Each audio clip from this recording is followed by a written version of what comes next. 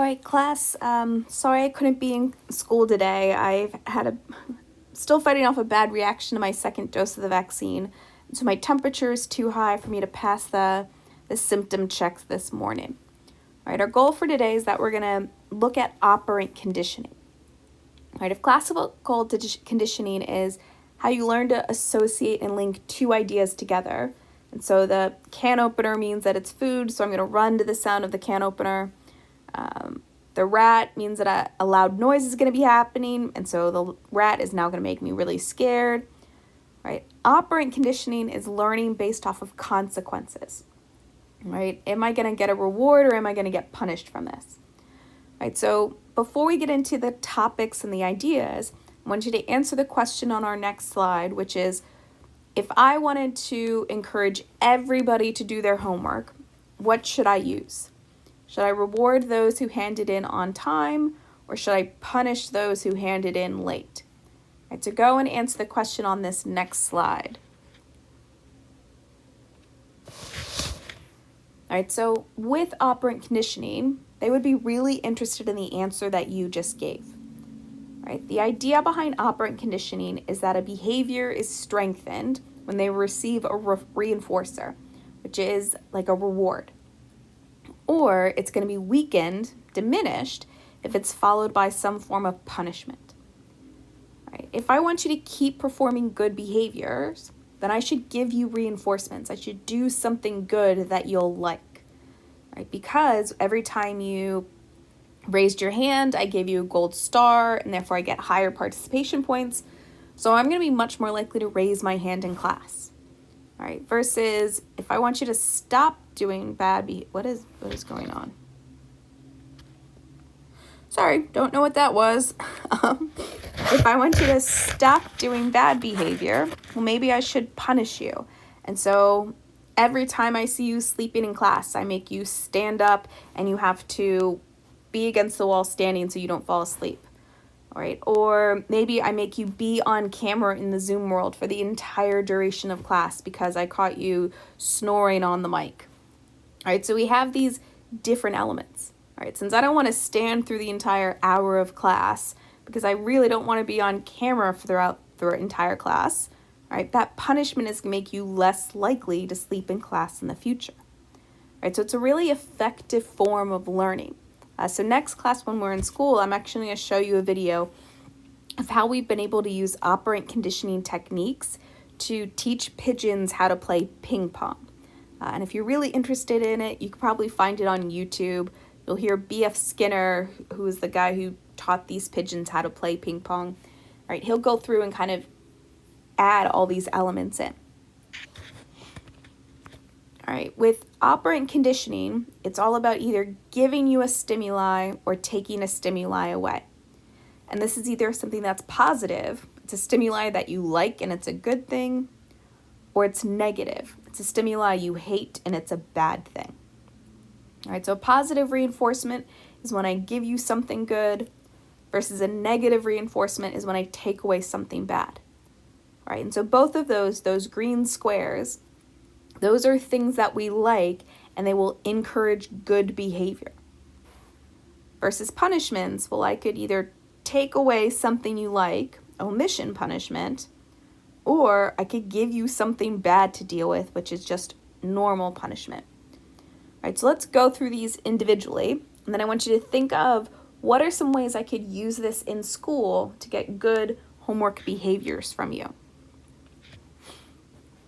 All right, so with positive reinforcements, this is when I give you something good to encourage good behavior. All right, so with dolphins that we're trying to train how to jump and leap through the air. Well, every time they jump through the air, I'm going to give them food, that fish, all right, and so they're much more likely to perform that trick again in the future. All right, if I want good work behavior out of my employees, well, I probably should pay them a good wage because that money is a positive reinforcement that they get. And so they're much more likely to perform good work behavior by fulfilling the reports, meeting with clients, because they want that paycheck, they want that bonus, that stimulus in order to keep performing that good work behavior.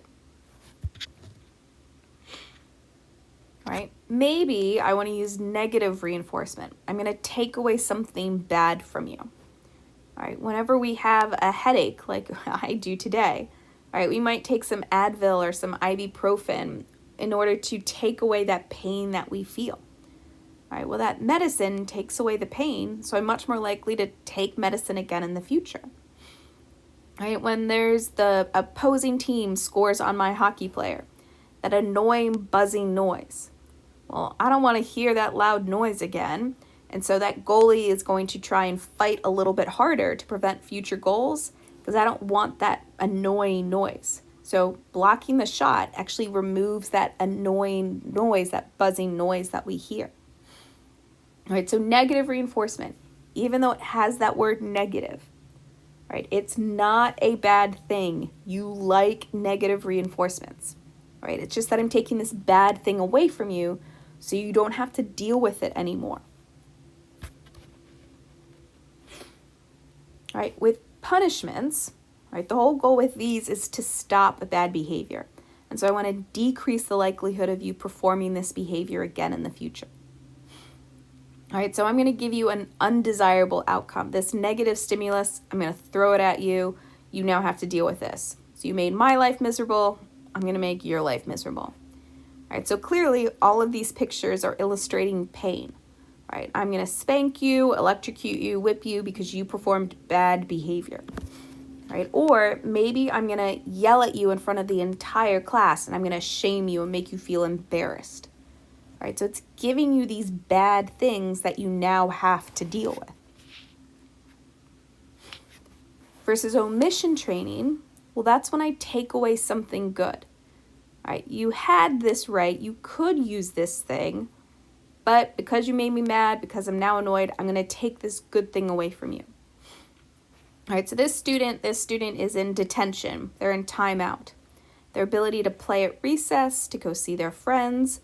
Nope, no more of that fun stuff for you. You were bad during class, so no more free time. All right, you are not supposed to have your phone in school, so I see you with your phone. I'm going to take that away from you. And now you're punished by losing that phone privilege that you have. All right, so these omission training or omission punishment, it's when you take away something good that your learner likes. Now, the stimulus that we choose, well, that can influence how effective this conditioning is, how quick or how slowly we actually learn the connection.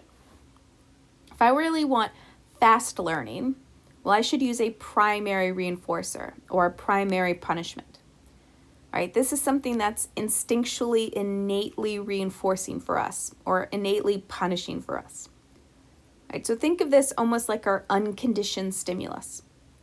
Pavlov's dogs always drool to the food. And so if I want that instantaneous reflexive connection, well, maybe I can use a primary element. All right, so food is a good primary reinforcer, or pain is a good primary punishment. All right, fear, like little Albert, all right, those loud noises, those are primary elements. And so they instinctually, automatically are rewarding to us or punishing to us. All right, if I want things to be a little bit slower, but more entrenched, where they stay with me for longer, there's less of a likelihood of extinction to take place. All right, well, maybe I could use a secondary reinforcer or a secondary punishment. All right, so money is a good example of something that's secondary. If I offered this to a 2-year-old, if I try to offer this to an animal, they're not going to respond to it. They're not going to do anything to it. All right, so think of this as like your conditioned stimulus. You have to learn that this is a good thing for you. You have to learn that you like this thing. All right, so things like money, those would be a secondary reinforcer. Things like stickers on your homework for doing a good job, those are secondary. Your grades that you receive, those are secondary, whether it's a high grade or a low grade. You have to learn what those letters and what those numbers mean. All right, and if I want to have good learned behavior, I have to be a little careful with punishment.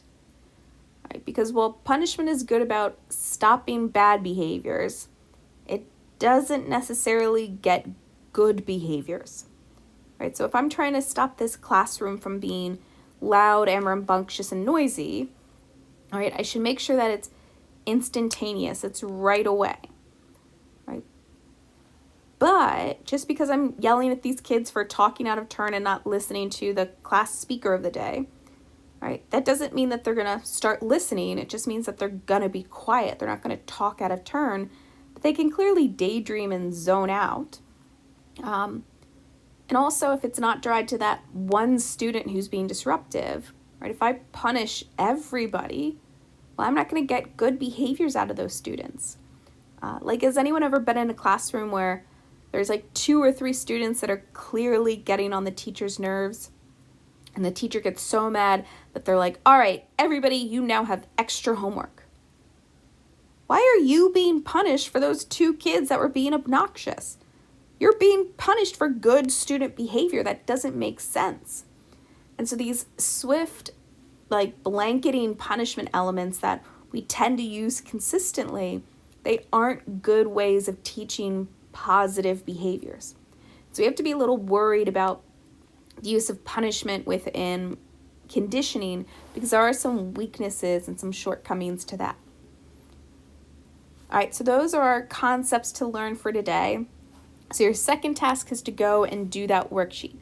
Right? Practice what you've learned. If you want to talk together in the classroom, that's fine if the sub lets you do that. If you're at home and you're having difficulties, maybe pop back into the classroom and you can talk on the Zoom screen with those that are in the room, or send me an email and I can walk you through it and help you get that stuff done. Next class we'll finish up with operant conditioning, but if you don't have any questions or issues for me, enjoy your spirit week, enjoy the rest of your day, and I will see you next class.